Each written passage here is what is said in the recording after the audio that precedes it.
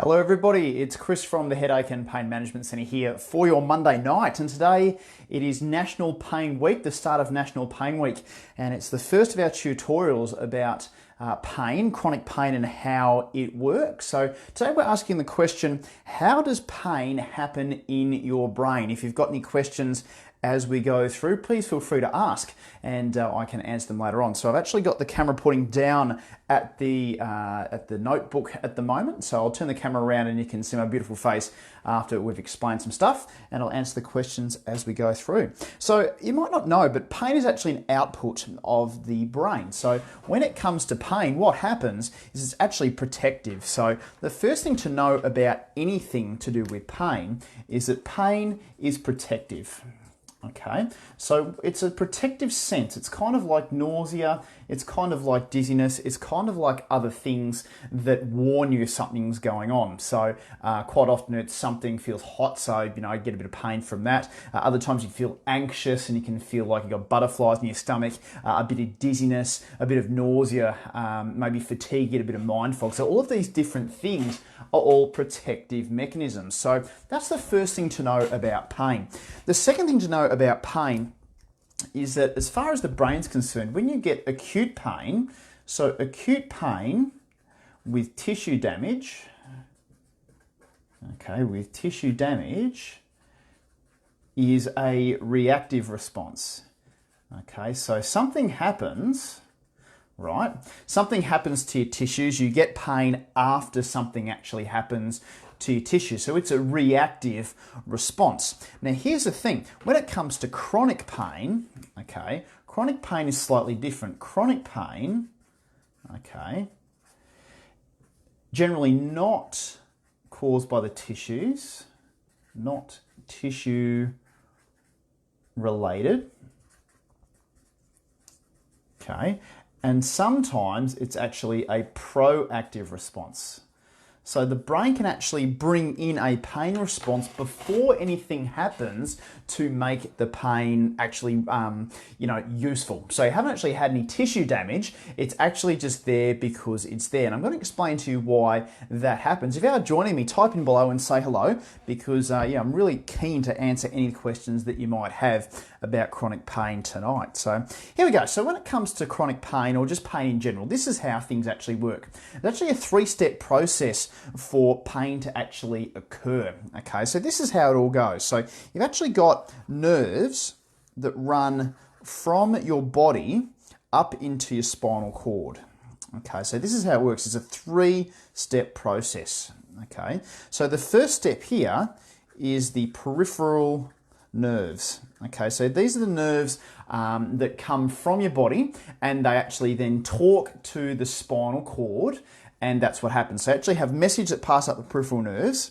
That message then passes up your spinal cord and knocks on the door to your brain.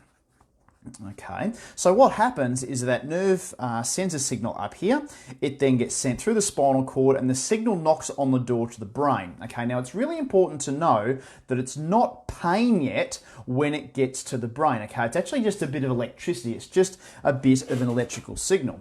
Then what happens afterwards is that the brain needs to decide, what does this signal mean? Okay, now the brain takes into account all the things going on around it, what it's seeing, what it's smelling, what other information's being fed into it at that point in time, and it needs to make a decision, do I need pain, because something might be dangerous, or am I safe, and therefore no pain. Okay, so the brain takes in all of the different signals around it, so where they are, what the history is, what the context is, it takes all of these things into consideration, and the part of the brain makes a decision to say, hey look, it's dangerous, so therefore I need pain, or I need no pain. Okay, so it can be one way or the other, and it's making a decision about this every second of every day. Now, here are the three different scenarios that can happen. Okay, so if you're not sort of following at the moment, you'll start to follow in a second as we go. Okay, so here's scenario number one. Okay, so scenario number one, let's get a pink pen for that one. So scenario number one, is the most common one. okay, where there's a peripheral signal going up your spinal cord. Okay, so scenario one, basically, the signal passes up into the spinal cord. Okay, it then talks to the spinal cord and says, okay, let's just pass that message up to the brain. Okay, brain takes in all the information around it and basically then decides, do I need pain now or not? And that's pretty much it. So if you've got an injury down here, like actual tissue damage, okay, so tissue damage is part of this one. All right, so if you've got actual tissue damage, you know, where there's a muscle strain, where there's a ligament strain, things of that nature, it will typically send quite a large signal up towards your spinal cord. That signal then passes up to your brain, and your brain makes a decision, oh, do I need pain now or not? Okay, so the example that I give is if you put your hand into a frying pan. Okay, so if you put your finger onto the hot plate, okay, this is actually what happens when you have the hand on the hot plate. So what happens is that the receptors in your finger, okay, talk to the nerve. The receptors open up the signals to get into the nerve in the first place. So let's say some heat receptors are opened up, and basically there's a heat signal passing up that nerve up into the spinal cord. So there's a whole bombardment of heat signals passing up, okay, goes into the spinal cord, and the brain has to make a decision about what's going on. So what the brain does is go, right, where am I? I'm in the kitchen. Okay, what am I smelling? I'm smelling bacon. What am I looking at? I'm looking at my index finger on the frying pan with a flame underneath the frying pan, okay? What do I need to do tomorrow? So your brain's actually asking, planning, okay, what do I need to do with this hand tomorrow? Well, I'm a physio, so I need my hand to actually treat some patients tomorrow. Then it says, hey, memory cortex, what do I remember about situations like this? Okay, well, my mum actually had some issue with a burnt finger after she took something hot out of the oven like 20 years ago, and she would not stop complaining about it. There was like a burn on the hand, there was blisters everywhere, okay? So the brain actually takes into account all of this information and processes information very, very quickly, okay? So it processes the information that's coming up very, very quickly, okay? So it processes all of that. The brain then decides, do I need pain now or not? It weighs into account, hey, is this dangerous? And it says yes, and you go, ouch. Okay, so that's actually what happens. So even though it took me a long time to explain that, like a minute, all right, your brain does that very, very fast, you know, in 0.0 something of a second. Okay, so it's really, really fast. Now, it's really protective when it does that. So it protects you from danger, okay, and stops you from doing stupid things, okay. So from things that could maim or kill you. Okay, maim or kill. Okay, so people often said, imagine a life without pain, like if you never ever had pain ever. And that's actually really dangerous. There is a condition where that can happen. And these people are constantly burning their hands, walking onto hot roads and getting burnt. They're knocking themselves, they're getting cuts everywhere because they actually have no feeling of what pain is. So pain is actually really important, but when it's useful, it's actually really useful to have pain in this sort of circumstance. Okay, so that's the first type of pain, and that's the one that everyone seems to be familiar with. Now, the second type of pain, scenario number 2, okay, is where there is what's called, okay, a heightened response in the spinal cord. So it's a heightened spinal cord response, okay, and it can often be called sensitization.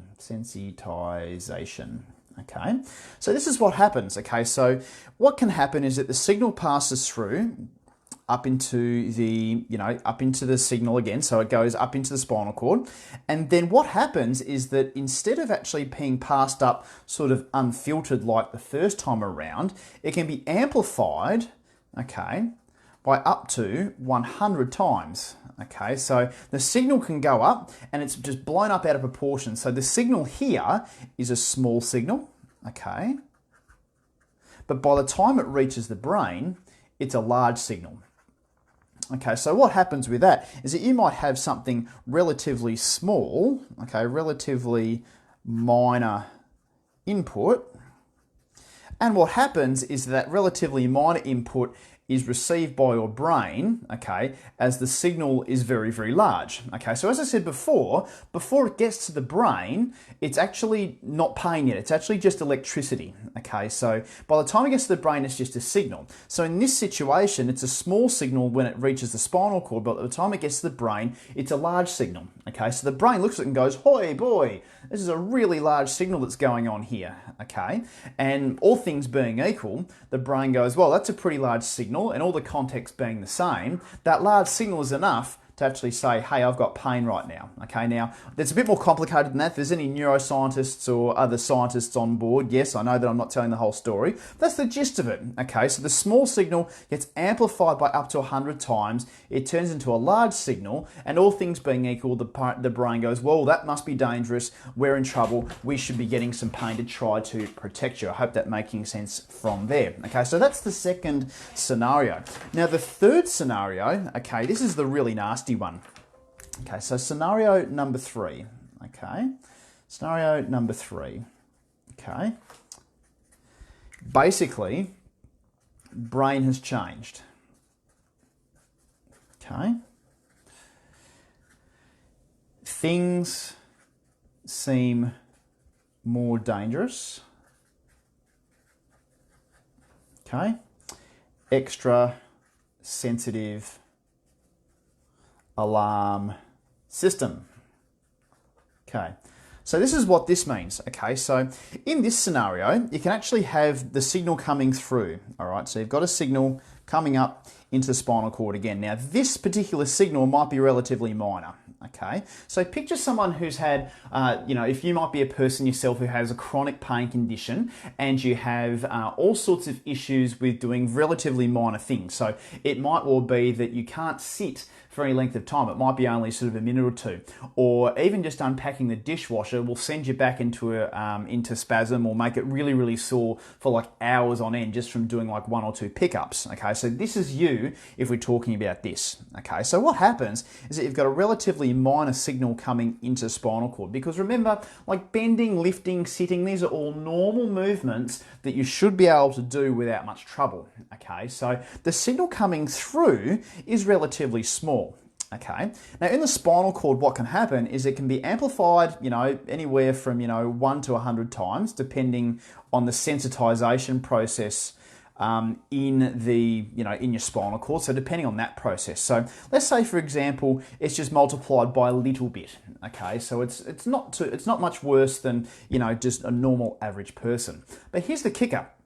When we've got an issue with chronic pain, okay, there's actual changes in the brain. Okay, so what happens is that the inputs coming into the brain. So remember, we were talking things coming into your brain, things like sight, things like sounds, things like memories, things like mood, things like fatigue, things like, the planning cortex, like what's coming up tomorrow.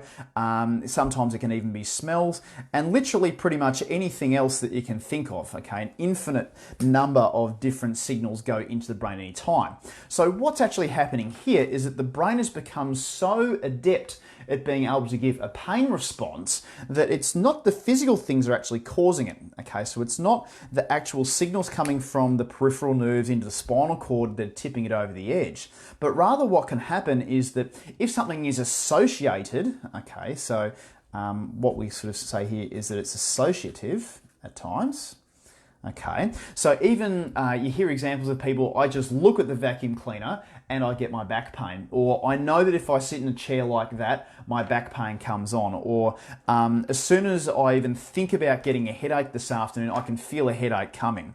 So what actually happens here is that the brain actually gets tricked. Okay, so instead of having the smoke alarm or the alarms going off in terms of pain when it is a fire, like an actual legit problem, what's actually going on is the smoke alarm's going off when there's like a piece of toast next to the smoke alarm, right? And what happens in people in this scenario is that it's like a piece of toast turning the smoke alarm on, and then what your body does is it not just calls the fire brigade, but it calls the police, the riot squad, the terrorism unit, ASIO comes around. Like there's just a massive response in regards to this very, very small thing that's happened at this end. Okay, so basically when it comes to chronic pain, This is the thing to remember, okay? So chronic pain changes the brain, okay? Chronic pain changes the brain. All right. So if you've had something for longer than, say, 3 to 6 months, it can be as little as 3 months, it can be a little bit longer than that. But when you have chronic pain, there are actual genuine changes in the way that the brain processes signals. So the brain processes signals differently. Okay, so if the brain's processing signals differently, it means there is a lower threshold. Okay, so there's a lower threshold for pain to happen. All right. So what that means is that things that are relatively minor actually start causing a lot of pain, because it's actually the brain changes that cause most of the issues to actually happen. So if you've got issues with pain, chronic pain, it's actually a change in the brain that is the problem. Okay, so if we have a look here, I just saw you come online there. Rob, good to see you there, buddy. So when it comes to pain and the way that it changes the brain, okay, a lot of questions are actually asked of me about why is my pain still there? I've seen so many other people about my pain. So my chiro, my osteo, my physio, my massage, my doctor. I've had all sorts of injections, ablations, all these sorts of things are actually going on. And they're trying to work out, why is my pain still there? Like, what is actually going on to cause this pain to continue to happen? Now, this is the secret that most people won't tell you, okay? The reason why your treatment has failed, okay, is because 99 times out of 100, all that they've treated is this end of the picture, okay, where that yellow box is. I'm going to draw a little sort of cloud around it as well, okay, so you can see it. Hopefully you can see that clearly on the video. So if you've got chronic pain, okay, and nothing's worked, all right, basically the mistake that they've made, the mistake with chronic pain is this: they treat only the peripheral. Okay, so they're injecting, they're stabbing, they're needling, they're massaging, and these sorts of things, and it's just not getting anywhere. Now, don't get me wrong, sometimes there has been something missed at this end which is very important, but most of the time what they haven't actually dealt with is talking about the things that can actually sensitize this part, and asking the question, what sensitizes the spinal cord, okay, and what is causing the brain to overreact. Okay, those two questions are actually what need to be answered when it comes to chronic pain. So we need to ask the questions, right? What sensitizes the spinal cord and how can we turn it down? And what causes the brain to overreact so that that alarm system is just going off like a frog in a sock? Okay, so when we're talking chronic pain, that's typically the biggest mistake, is that we're talking about this end of the scale. We're not talking about all of the other things that actually happen in your body that cause pain to happen. Okay, and when it comes to chronic pain, dealing with this part is actually the biggest thing. So as I said before, when it comes to chronic pain, it's generally not tissue related. Okay, so it's not this end which is causing the pain to chronically happen. I'll admit sometimes there are things that are missed. Okay, so I'm not, throwing the baby out with the bathwater, but a lot of the time it's actually this end has been treated extremely well, and it's the other things that cause pain to happen which is the issue. So the thing that I like to say, okay, about chronic pain is that is it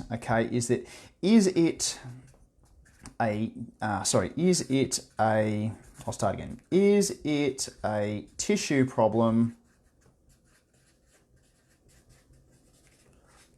or is it a pain problem?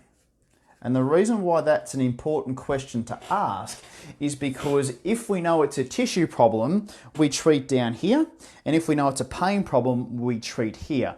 Obviously, all of it work together, but if you can frame it in a way that you can realize that there's nothing broken, torn, scarred, there's no issues with the way that your body moves, quite often it's the fear and anxiety that something's going to get broken, that you're going to make something worse, that stops you from moving. Whereas if you realize that pain is a much more complex process where you can actually have the spinal cord sensitized, the brain taking all different contexts into account, and then the alarm going off way too soon, it actually makes things a lot more comfortable because it's not your fault. People blame themselves all the time because they're not moving properly or they feel guilty that they're not moving properly, whereas the actual issue is that it's a pain problem and it's something that needs a much different approach to get things to go. Okay, so actually knowing about how this works, the research has shown that it can actually decrease chronic pain by up to 30% just by knowing and really understanding how this stuff works. It's really, really important. I could go on for hours about this. You can hear how passionate I am about all this sort of stuff, but you can see that there are three different scenarios. Okay, the first one's the most common one, the second one with a sensitized spinal cord, and the third one is where there's actual brain changes with the way that the signals are being processed. And if we're able to deal with all of those three things, then generally chronic pain is something that can be dealt with a lot easier. What we'll do now is we'll just turn the camera around so we can actually see me. Hold that thought. There we go. And there we are. So I hope that's been useful and helpful for you for tonight. If there's any questions about that, please type in below. I know it's been a very long video, but I hope it's one that's actually shown you about how pain works and how important it is to actually know what's going on inside your brain so that you can get the best results with your chronic pain. I hope that's been useful. It's day one of National Pain Week. Tomorrow there'll be another video coming as well. Tune in for that. Again, it'll be 7:30 tomorrow night. I hope you've enjoyed watching. Goodbye and see you for now.